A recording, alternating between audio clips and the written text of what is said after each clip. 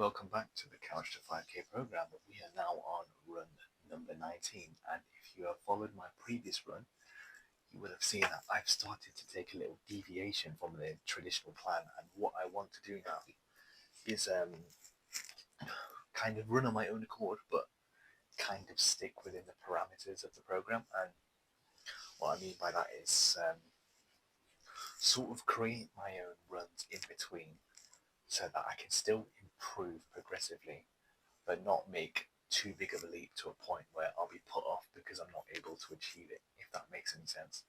So you will have seen in my last run, I decided to go sort of stray away from the plan and make my own run and just run for 15 minutes straight.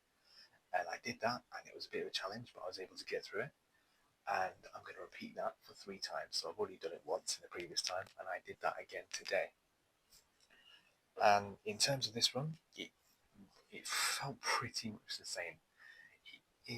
I got to around 10 minutes into the run, and it just felt like an uphill battle from there. And I'm starting to think that I may have hit a plateau in terms of running. Like, I'm able to run quite comfortably for about 10 minutes straight, and then at the final 5 minutes just feel like this kind of slog. I don't know if that's the right word, but it just feels like I'm kind of just pushing my body, or just like dragging it along and just keeping myself moving, but it doesn't even feel like running at this point. It kind of just feels like, I don't know how to describe it. It's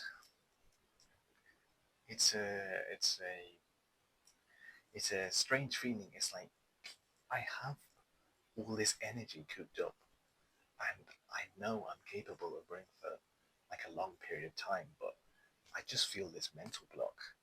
My body doesn't keep up with my mind, and on this run, my body was aching quite a lot during like the mid to end part of my run, and you may have seen that I mentioned in a few runs ago, I experienced heavy legs, a bit of shin splints, and a bit of lower back. That's kind of gone away now, but the other two components are kind of still lingering in and around these runs, especially with this run and the previous one. The emphasis on heavy feet and shin splints have been kind of recurring. They've been coming in and out of my runs, and it's just not a pleasant feeling. And I've put some exercises in place to look and to try and address these problems, but I think I'm going to need to do them consistently before I start to see a real effect.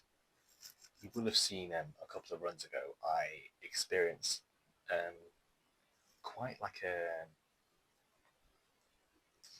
an uncomfortable tightness in my lower back whilst I was running, and I took a bit of time to just look at what can cause that, and I found out it was hip flexors, and then I started doing some hip flexor strengthening, and then a few runs later I stopped having that issue. So I just think I need to remain consistent with my sort of strength training for running outside of my actual runs, and just make sure I look to do them consistently, and perhaps include a few more movements that look to aid this sort of issue I'm having of just having very heavy feet and also shin splints.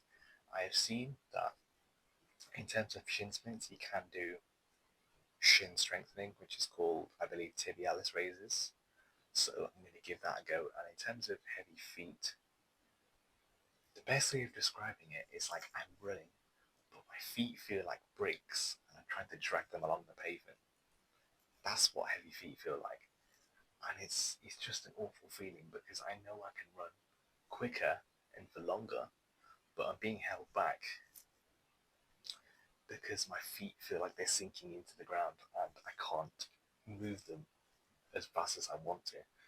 So that's going to take a bit of time to learn and address, and I've sort of got my little plan kind of like put together at the minute, and we'll look to incorporate a couple more exercises because these runs are holding me back from my potential of being able to run a 5K and perhaps longer in the future, because I'm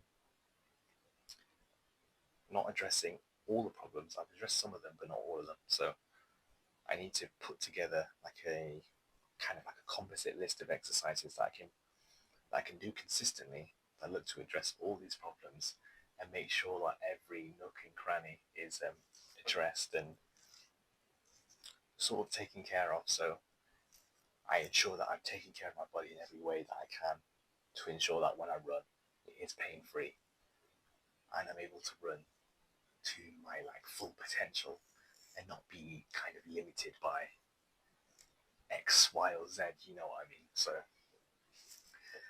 that's kind of how these in between runs have been going so far, and I feel like this plateau is kind of like a real sign to say that there's some things that need addressing. Just take the time to address them, and then from then on, I think we'll be able to push and progress forwards. But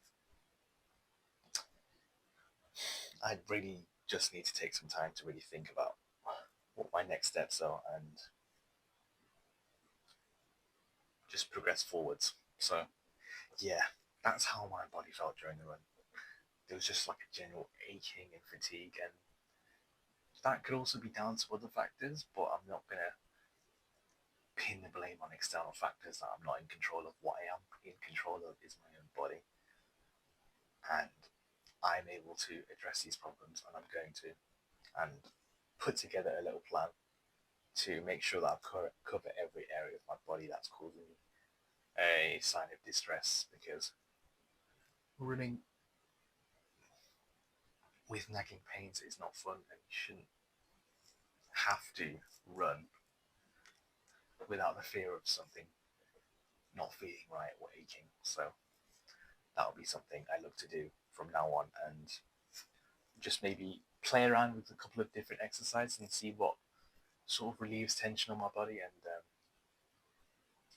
really strengthens the areas I'm kind of having issues with.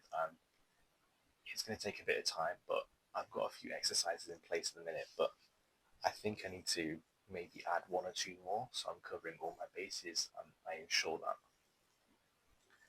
I'm able to run freely and not be held down by any of these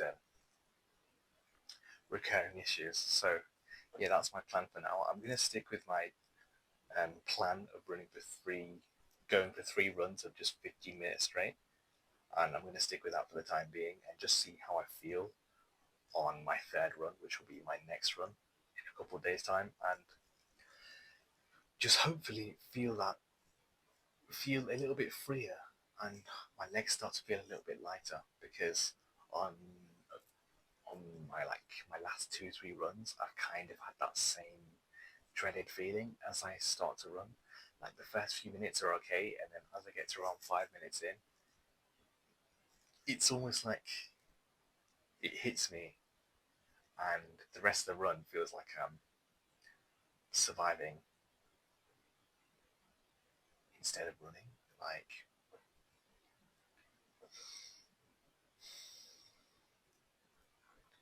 it doesn't even feel like a run anymore. It just feels like keep going and don't stop. And I'm kind of losing the enjoyment because I want to run freely and I'm not able to at the minute. So it's up to me to look and address these problems and be able to run pain free. So that will be something I am going to sort of chop and change and play around with to ensure that I've got a couple of exercises that can look to address these problems and sort of make sure my body is up to shape. My body sort of